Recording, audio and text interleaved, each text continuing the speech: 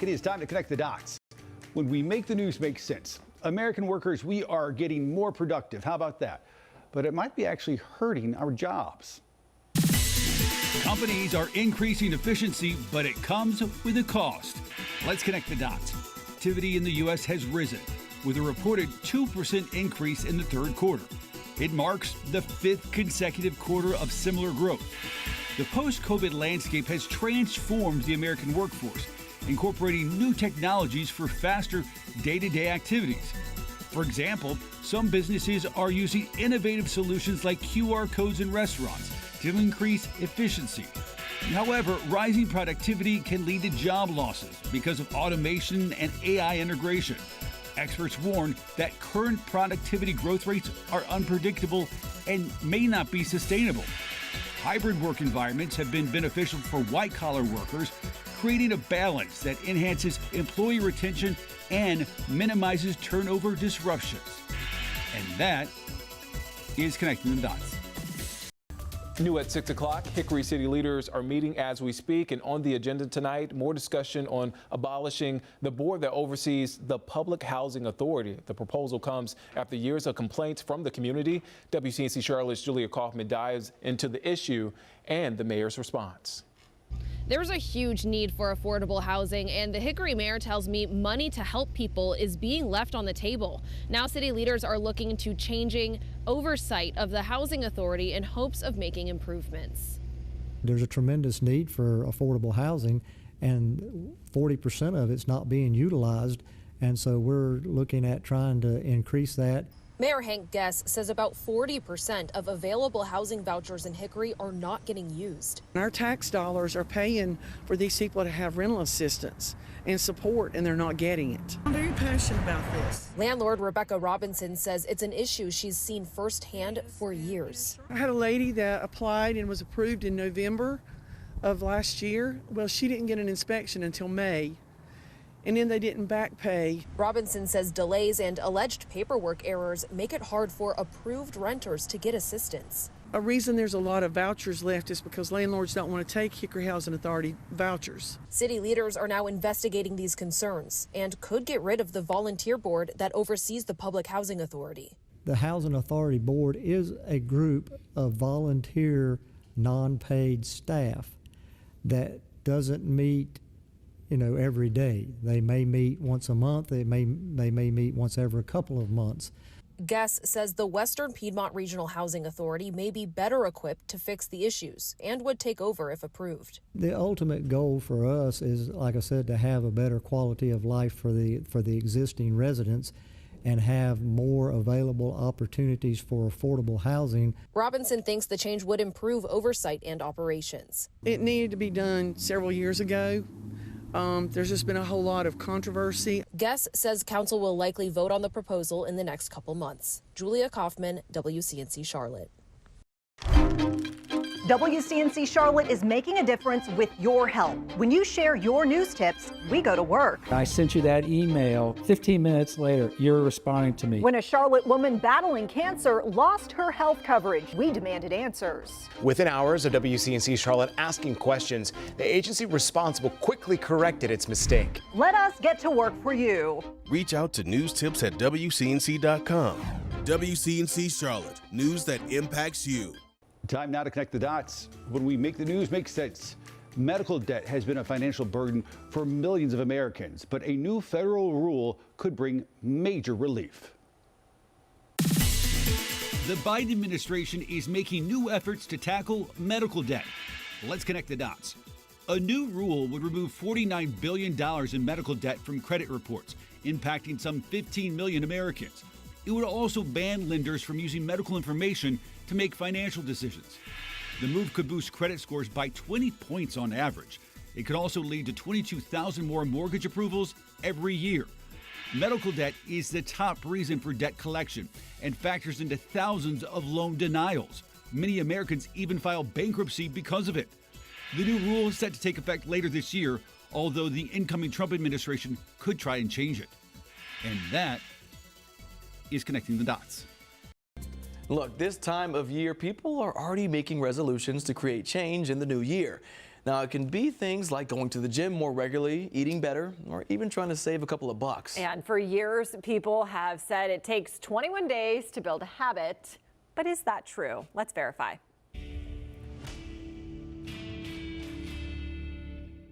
Our sources for this question: Jackie Greco, a licensed clinical mental health counselor with Sun Counseling and Wellness, and a study on habit forming done by Philippa Laley. The thought that it takes 21 days to build a habit goes back decades. That is actually a myth that came from the 50s when a plastic surgeon wrote a paper about when patients are getting used to looking at their new face after they've received plastic surgery, and how he noticed that it took an average of 21 days for an old mental image to dissolve and for a new image to take place, which then I think was misinterpreted and rolled with to become the idea of being, well, 21 days of completing a task. That means that you've built a new habit. The study by Philippa Laley took 96 volunteers and investigated the process of forming a habit. The volunteers chose an eating, drinking, or activity behavior to carry out daily in the same context for 12 weeks.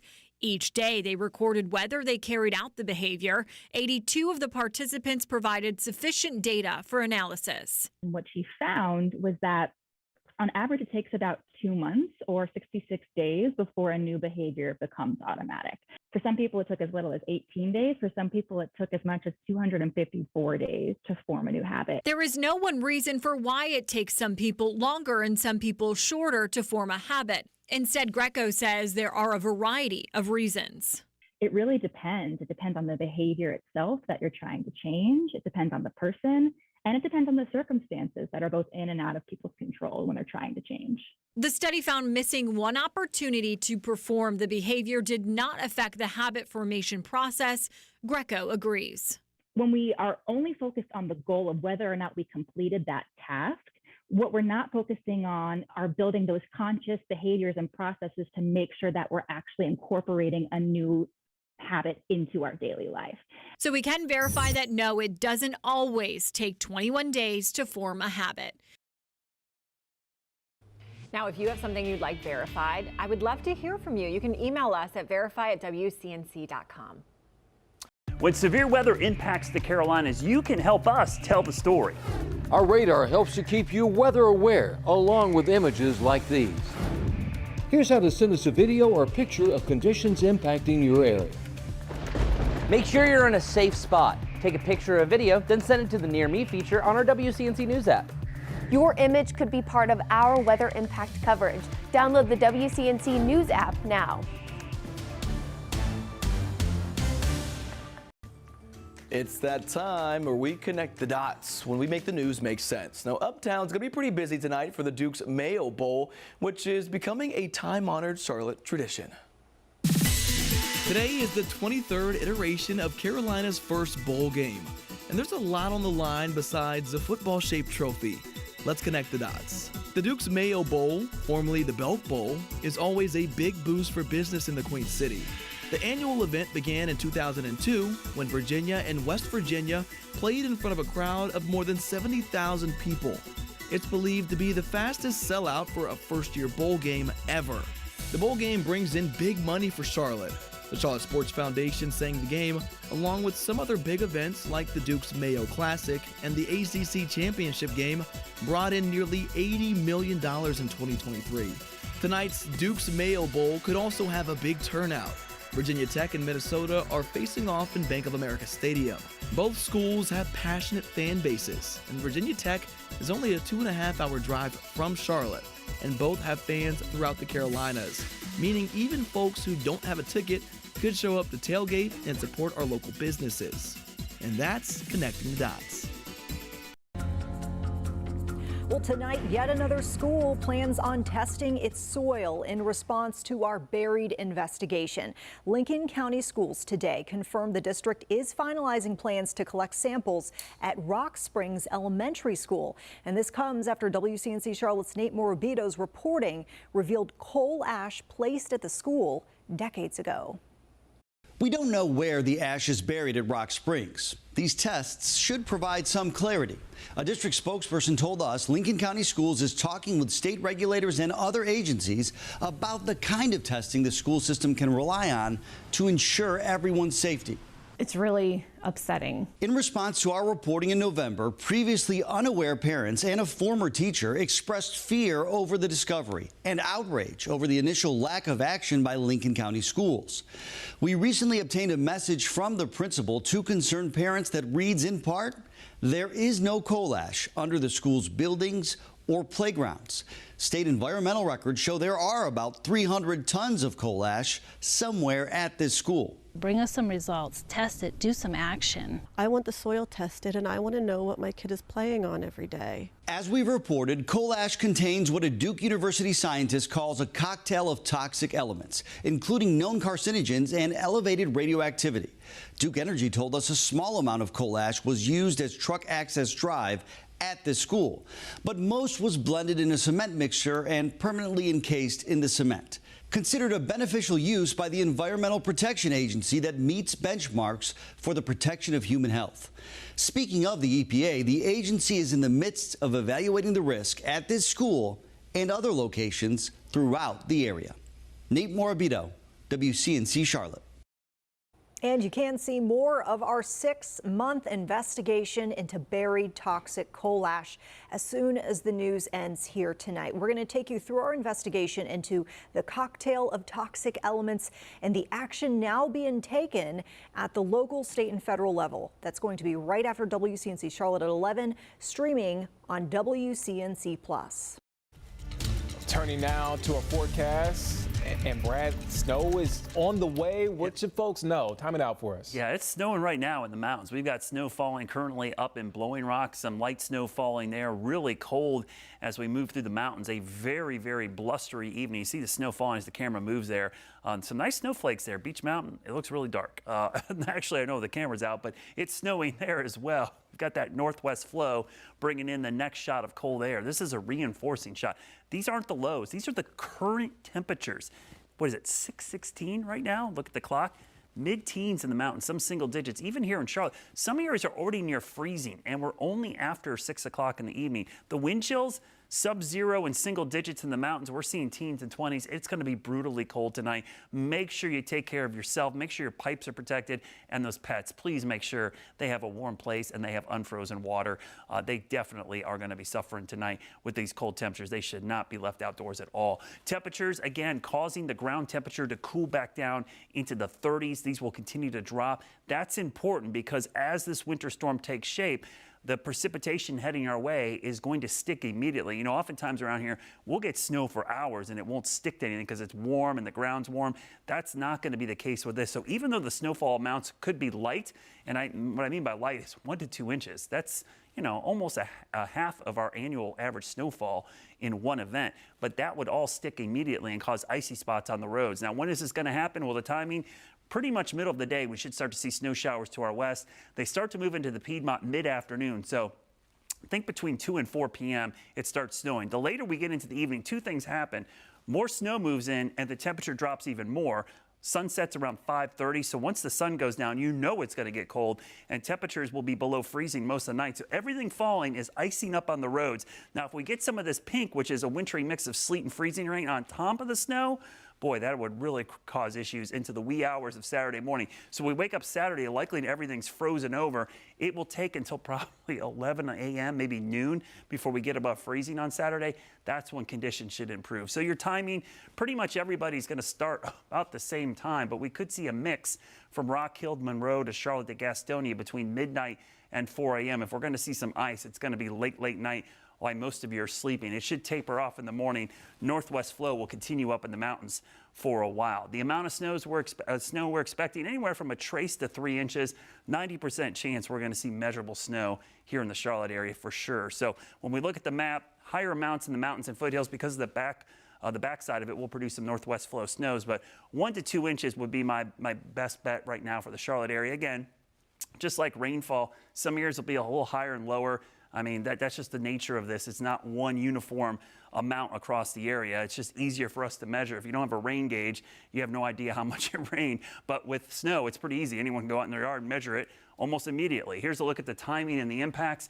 3 to 4 o'clock, that's when things ramp up. But the hazardous travel, to me, this is our #1 impact. If I could say one thing, the roads will be slick. Trust me, it's not the amount of snow, it's the impact. And those impacts will be huge on the roads. In fact, our winter weather impacts in that low to medium range just because of the impact on travel. Bridges, overpasses, road surfaces, all of them could be ice covered. And again, speaking of the ice, there could be some freezing rain on top of this, maybe a glazing to a 10th, but you put that on top of an inch or two of snow or sleet, you're talking about glacier type stuff. So the impacts Friday afternoon into the evening, overnight Saturday. By the time we get to Saturday, things should improve a little bit, but slick roads, cold temperatures, and be ready for a refreeze. Anything that melts will refreeze as we go into the evening. And if you're looking for a warm up, good luck. 6 to 10 day outlook, there's more cold air on the way. To me, that is a big story with the cold air sticking around. Your Guy Roofing 7-day forecast, average highs 52, average lows 32.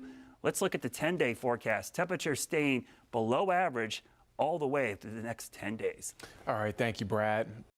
WCNC Weather Impact, your trusted source for winter weather and beyond. We're committed to keeping you safe, informed, and weather aware. From frost and freezes to snow, the WCNC Weather Impact team tells you the timing and the essentials you need to know. Get the up-to-date forecast on your schedule, always streaming on WCNC Plus. Your weather impact team only on WCNC Charlotte. Stream now on WCNC Plus. As we settle into the new year, gyms are experiencing their annual surge in membership, but this yearly occurrence brings both opportunities and challenges. WCNC Charlotte's Miles Harris has more on how local gyms are helping its members start and stay on the right foot this year. Look, it's a common New Year's resolution for people to aim for better fitness habits, but it's also common for those goals to be tailing off throughout the year. So how are local gyms like Hive Fitness helping people maintain those goals, especially when they're dealing with that January gym rush?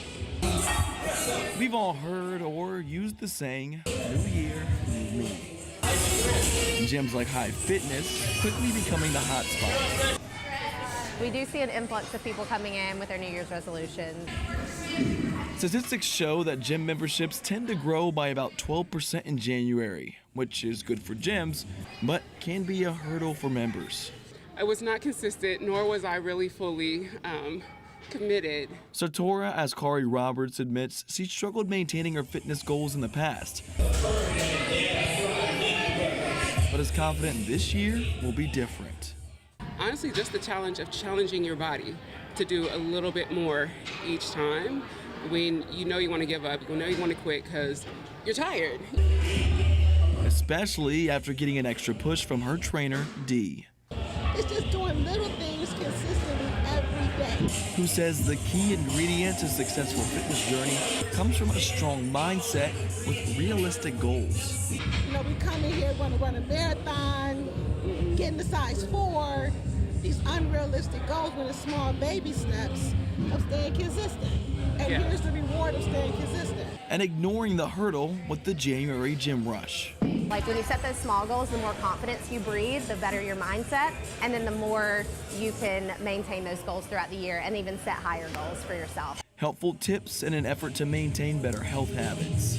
In South Charlotte, Miles Harris, WCNC Charlotte. Some folks hope that it would make it here to Charlotte, but it's just getting increasingly rare to see snowfall here. So what is the difference? What's the line between rain and snow and the difference between rain and sleet? WCNC Charlotte meteorologist Chris Mulcahy raising our weather IQ this morning. Chris. That's why we're always here for you, raising that weather IQ. On the radar appears as pink, but winter precipitation has a mixed bag, as we usually call it. There's graupel, which is really just a soft snowflake, almost closer to hail. There's sleet, those little ice pellets. Snow, we know that, even though we're not familiar as much around the Charlotte area in recent years. But freezing rain, that's the most treacherous because literally that's accumulating ice at the surface. So let's go through the atmosphere. As meteorologists, we look at something called an upper air sounding. Now, that's going to measure the air temperature from the ground all the way up. And there's something called a warm nose. I added an eye here so you could really see it. This is literally the temperature profile going from freezing temperatures to above freezing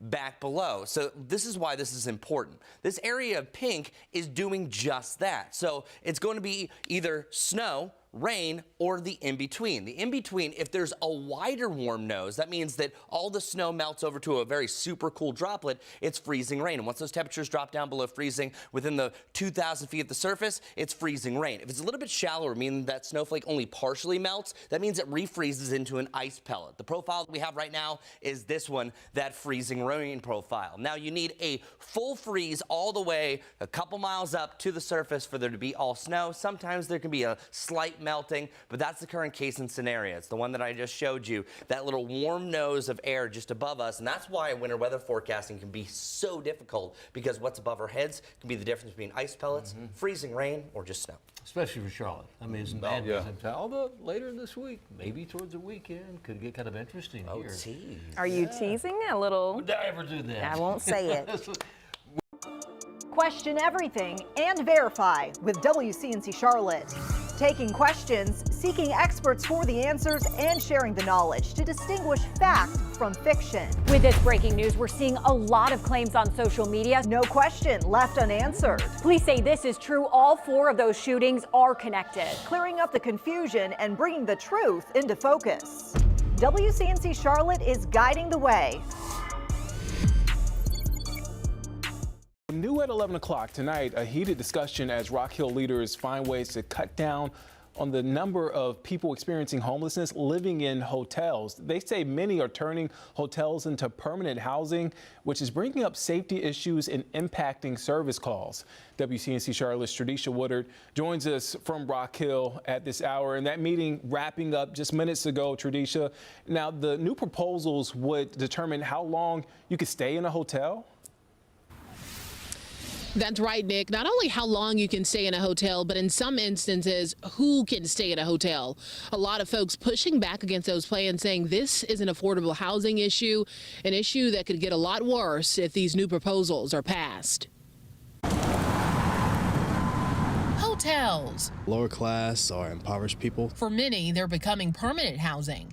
It's why Rock Hill leaders came together to discuss proposals to change that, setting the maximum length of stay in hotels in the city to 30 nights within a year. Proposed regulations are primarily focused on hotels because we have experienced negative impacts from people who are living in some of our hotels. They say most issues are from hotel exterior doors or motels, including drug overdoses, panhandling, and loitering. The local people would not be able to stay in rooms with exterior doors. Whenever our code enforcement team looked into where are people staying, where are the problems, a lot of them were due to the exterior rooms and just the access. The proposal does include exceptions like extending the stays for homeless people who have been accepted into a program that will help them secure permanent housing. That would allow up to 90 days within a year. But still, those plans being met with lots of pushback. If the residents are staying, if they're paying to stay there, and the owners are accepting their money, then they should stay. I see children and women, and it's very disturbing. We're going to see a lot of people on the street, a lot of people doomed. They don't have anywhere to go. Others also addressing concerns about the proposal to require additional information like an ID to book a room. So that also negatively affects people that are experiencing homelessness, does it not? So what, do we just not want them anywhere?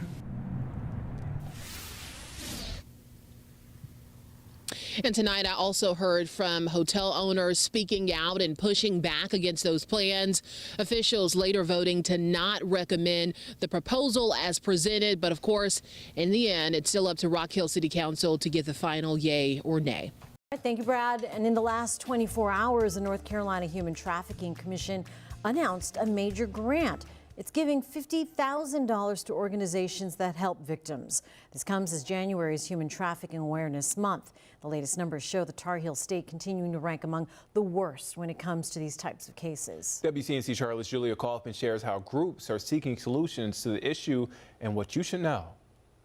Trafficking happens across our area, and advocates say victims typically live in underserved communities with a lack of resources. Poverty is an exploiter. More poverty means more risk for human trafficking. That's according to Lenore Brown, who runs the anti-trafficking program for the state's Council for Women and Youth Involvement. Within that community, that individual may have children, and they're with their partner, and their partner is their perpetrator. Their partner is their exploiter. She and advocates like Hannah Arrowwood with Present Age Ministries say victims usually know their trafficker. Most oftentimes there's been some sort of relationship, whether it's online, whether it's digital, whether it's in person, from a school, from a work environment. Victim service groups that are funded by the state reported working with nearly 800 survivors in fiscal year 2023. It's someone that is seeking shelter. It's someone that came to this nation trying to have a better opportunity, and they're working within our field so that we can have food, and now they're working in poor conditions and they're being exploited. Brown says the state council connects organizations that help victims and provides training. Our intentions are really to work alongside organizations that may historically just really focus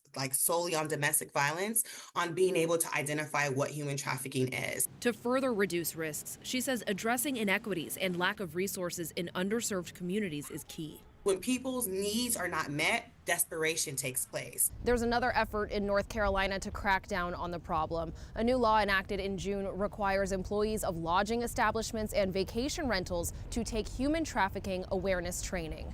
Julia Kaufman, WCNC Charlotte.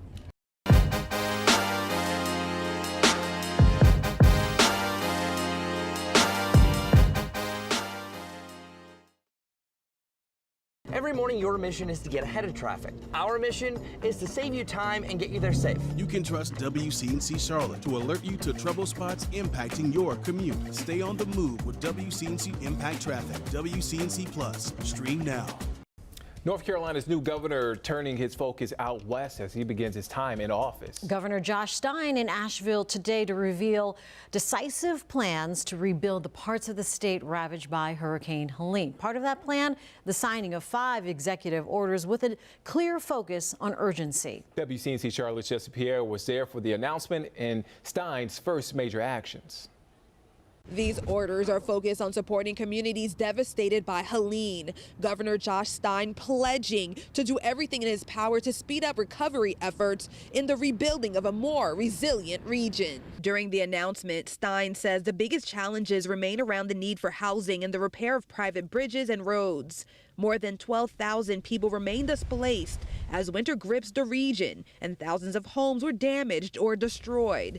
The storm also left thousands of private roads and bridges in desperate need of repair, cutting off critical access to homes and services. His first 2 executive orders addressing those issues. Providing a limited waiver on state procurement regulations so that we can quickly increase the supply of temporary housing units on people's properties to keep them safely through the winter while they begin the process of rebuilding or repairing. Another order temporarily waives certain procurement regulations, allowing faster action to restore essential transportation routes. This measure aims to ensure access to emergency services, schools, and other vital facilities for affected residents. We have more details on Stein's executive orders at WCNC.com. Jesse Pierre, WCNC Charlotte. Year after year, there is a New Year's resolution that reigns supreme, getting fit. It can be a tough task. WCNC Charlotte's Nick Sturdivant spoke with a dietitian with Novant Health to break down how you can stick to your fitness journey. A new poll from Statista shows 3 of the 4 top New Year's resolutions for 2025 are eating healthier, exercising more, and losing weight, which begs the question, so where do you start? So I think that a lot of times going into the new year, we do need a reset. Callie Ford is a registered dietitian with Novant Health. She says there are 3 things to keep in mind before making that grocery list or heading over to the gym. First, make a plan. Because you're likely to stick with it. I'm personally a visual person, and typically my patients are as well. And so I say, let's purchase a whiteboard. I know that sounds silly, but it's effective. Let's purchase a meal planner or a paper journal. Next, keep it simple. So when someone asks me, what should my plate look like, I always like to go into detail of start with your protein. Your protein is going to be the most satisfying, what we call macronutrient. And then we're going to add our vegetables, and then we would add our carbohydrates, specifically whole grains. And then finally, set realistic goals. Don't go into the new year trying to aim for 5 days a week that you're exercising if you have not stepped foot in a gym in 6 months. So starting small, something like 2 to 3 times a week, and then slowly build your way up. It's rare to find people that when they're following these 3 steps to be consistent with either the diet and the exercise. And what I'm hearing is, it's not really a question, but those 2 go hand in hand. I had a trainer one time tell me that you cannot out-train a bad diet. And look, you don't have to completely cut out your favorites. Ford says the key is moderation. Reporting for WCNC Charlotte, I'm Nick Sturdivant. WCNC Weather Impact, your trusted source for winter weather and beyond. From frost and freezes to snow, get the up-to-date forecast on your schedule. Your Weather Impact team only on WCNC Charlotte. Stream now on WCNC Plus. A wave of gun violence has rocked Lancaster, South Carolina, following the shooting death of 18-year-old Helene Jackson back in September. The Lancaster County Sheriff's Office says this killing is believed to have triggered several retaliatory shootings related to gang activity. The agency led a massive operation that led to the arrest of 16 people, 5 of them juveniles, in connection to this shooting. WCNC Charlotte's Jesse Pierre live now in Lancaster. And Jess, you spoke to the Sheriff's Office, but also Jackson's grieving mother. That's right. Helene Jackson's mom telling me that her family is hurting. Now, when it comes to the Lancaster County Sheriff's Office, they tell me that they hope this operation sends a clear message that violence will not be tolerated in their county. Lancaster communities scarred by gun violence. It's devastating. It's devastating for me and my family and his friends and loved ones. Like, he had so many people that loved him. Like, he was a good-hearted person. Helene Jackson was shot and killed in a drive-by shooting on September 4th on Clinton Avenue. The fact of the matter is, my son was shot. He got shot in the back, right around the corner from his grandmother's house. But the violence did not stop there. The Lancaster County Sheriff's Office say Jackson's death prompted several subsequent retaliatory shooting incidents over the following weeks, where vehicles and homes were struck with gunfire. One person was hurt. After months of investigating, the department's Violent Crime Task Force, along with other agencies, executed multiple search warrants, leading to the arrest of 16 people. 5 of them juveniles. The day of the operation, we had over 100 officers in here. By 12 o'clock that day, we had everybody in custody. 2 of the people arrested during the operation were taken into custody for unrelated charges. The rest facing criminal conspiracy charges to commit these shootings, among other charges. The searches also resulted in the seizure of 11 guns and drugs. The majority of them have since bonded out, and the juveniles were returned to their parents and all await trial. With special conditions, house arrest, electronic monitoring, different things like that.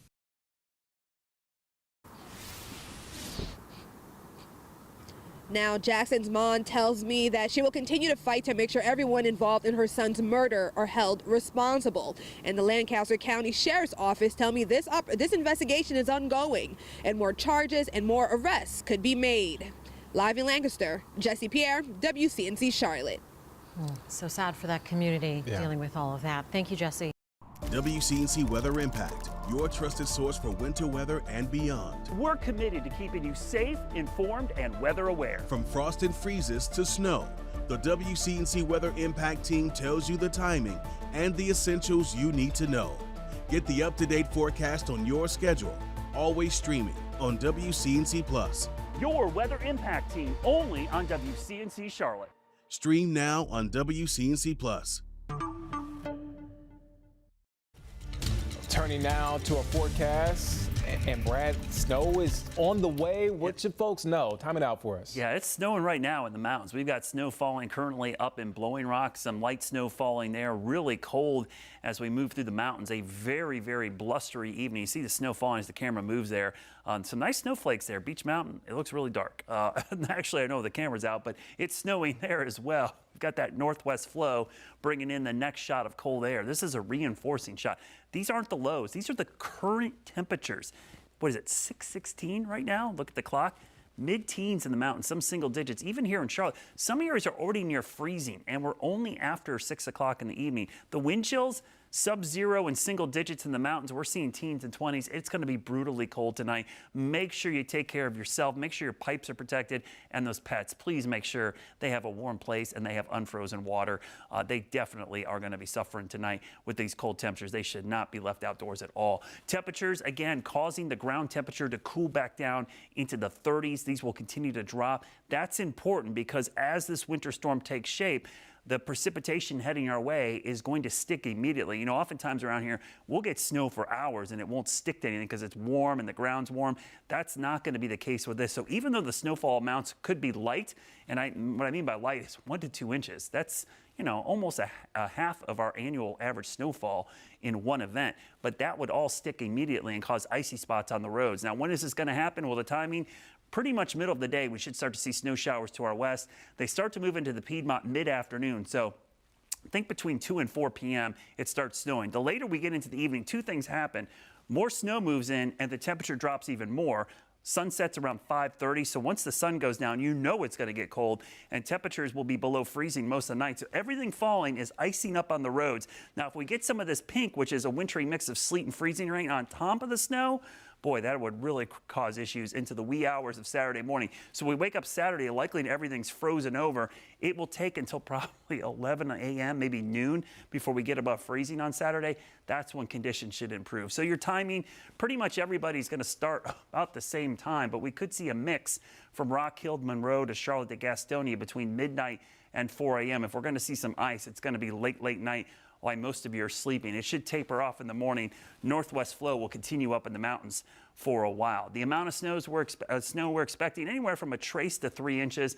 90% chance we're going to see measurable snow here in the Charlotte area for sure. So when we look at the map, higher amounts in the mountains and foothills because of the backside of it will produce some northwest flow snows, but 1 to 2 inches would be my best bet right now for the Charlotte area. Again, just like rainfall, some years will be a little higher and lower. I mean, that's just the nature of this. It's not one uniform amount across the area. It's just easier for us to measure. If you don't have a rain gauge, you have no idea how much it rained. But with snow, it's pretty easy. Anyone can go out in their yard and measure it almost immediately. Here's a look at the timing and the impacts. 3 to 4 o'clock, that's when things ramp up. But the hazardous travel, to me, this is our #1 impact. If I could say one thing, the roads will be slick. Trust me. It's not the amount of snow, it's the impact, and those impacts will be huge on the roads. In fact, our winter weather impacts in that low to medium range just because of the impact on travel. Bridges, overpasses, road surfaces, all of them could be ice covered. And again, speaking of the ice, there could be some freezing rain on top of this, maybe a glazing to a 1/10, but you put that on top of an inch or two of snow or sleet, you're talking about glacier type stuff. So the impacts Friday afternoon into the evening, overnight Saturday. By the time we get to Saturday, things should improve a little bit, but slick roads, cold temperatures, and be ready for a refreeze. Anything that melts will refreeze as we go into the evening. And if you're looking for a warm up, good luck. 6 to 10 day outlook, there's more cold air on the way. To me, that is a big story with the cold air sticking around. Your Guy Roofing 7-day forecast, average highs 52, average lows 32. Let's look at the 10-day forecast. Temperature staying below average all the way through the next 10 days. All right, thank you, Brad. 3 months after Hurricane Helene, childcare is still a problem for our mountain communities. Many of the facilities were damaged, worsening an already existing shortage. WCNC Charlotte's Julie Kay checked back in with one facility about how they're moving forward and calling on legislators for more support. Any family knows childcare can be a handful, but Haley Hartley may grasp that better than anyone.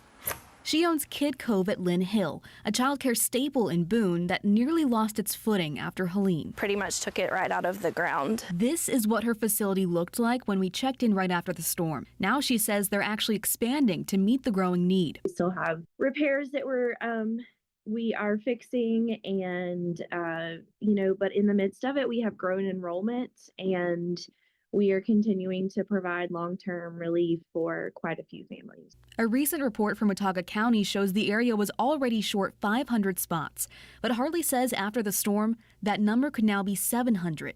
We are the backbone behind other workforces, and so it's very crucial that we stay in business. A lot of us owners and directors are questioning whether or not we're going to keep our businesses open because we're already strapped. After Helene, the Chamber of Commerce Board raised $206,000 to waive childcare tuition payments, more than they initially expected. Those payments aren't small, right? So that could be meaningful income that could stay within the family so they could deal with some of the other things. But Hartley says a lack of support from the state legislature is slowing down their recovery. We have been told that there is many resources, grants, loans coming our way. But we have not seen any of it yet. So she's calling on lawmakers to step up because getting back to where they started isn't enough. In Boone, Julie Kay, WCNC Charlotte. The city of Charlotte is seeking solutions for underserved neighborhoods through the Corridors of Opportunity program. It works with private partners to invest in 6 different communities. The program began in 2020, and today we learn about more of the plans for 2025. WCNC Charlotte's Julia Kaufman joins us live from Beatty's Ford Corridor. Julia, a big part of the investment is on small businesses. It is, exactly. And we know there are a ton of small businesses here on Beatty's Ford Road, including these small businesses along this strip that are all new. So now a lot of the corridors are opening opportunity hubs to help small businesses just like these ones thrive. We, the city, have invested nearly $100 million since 2020. City leaders are reflecting on the successes of the Corridors of Opportunity program, saying areas like West Sugar Creek and Beatty's Ford are seeing growth. So you can see change. In the Freedom Drive corridor, a new opportunity hub is already making a difference. We've renovated this space. We have 15 resident businesses that are operating from there. Mark Talbot with Freedom Communities says they offer workshops on things like web design and finances to small businesses. The good news is it seems to be working.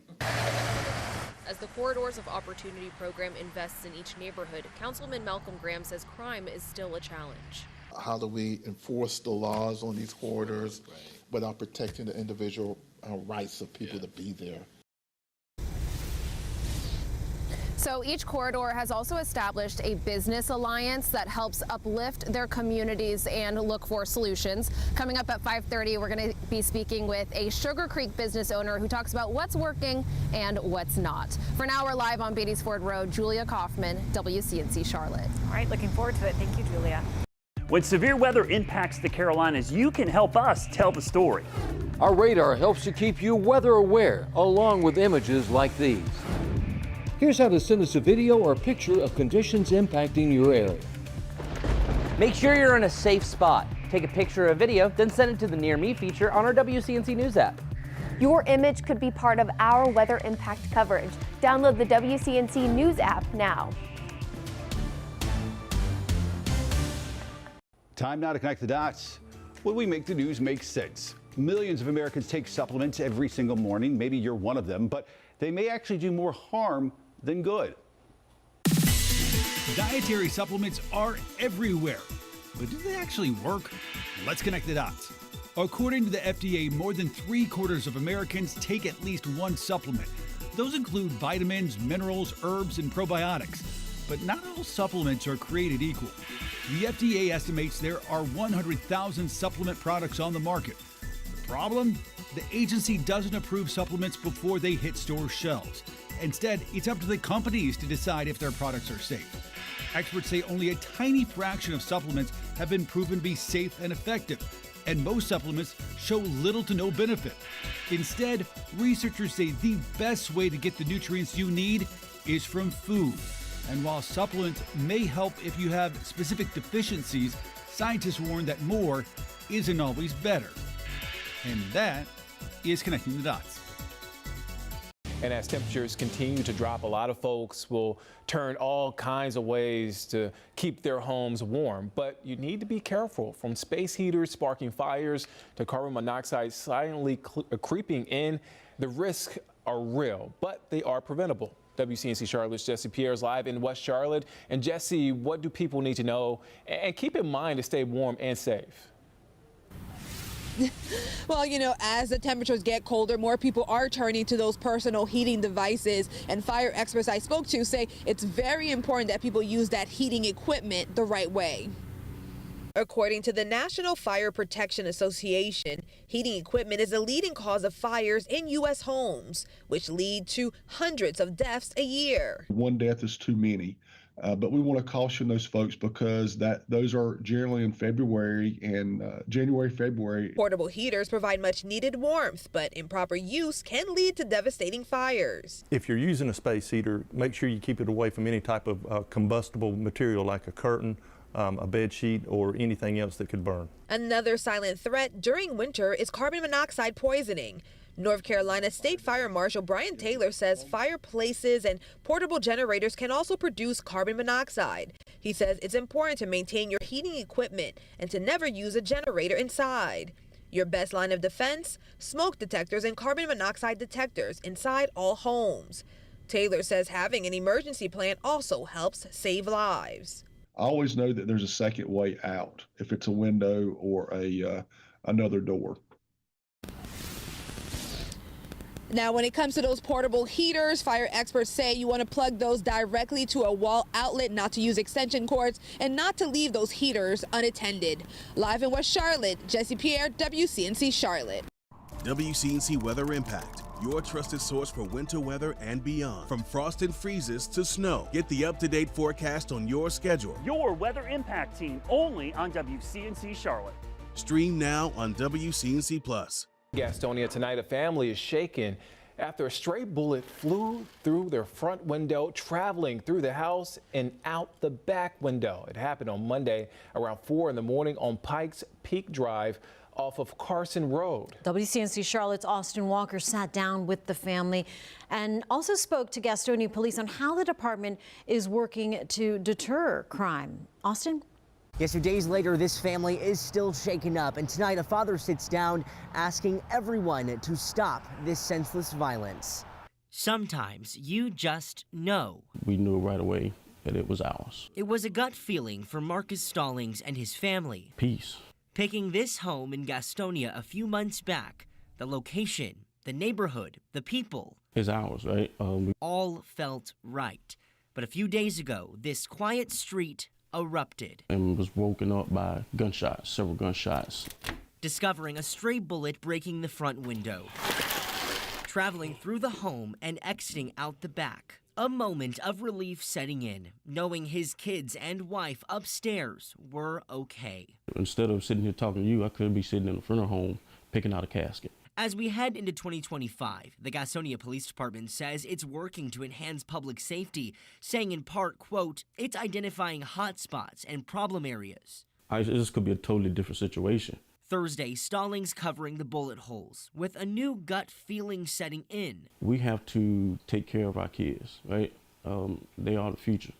Like, if we're taking them out with bullets and things of that nature, man, how do we progress? If something doesn't change, next time could look different. He also wants to thank Gastonia police for staying on top of this, but says in 2025, this violence should not be tolerated. In Gastonia, Austin Walker, WCNC Charlotte.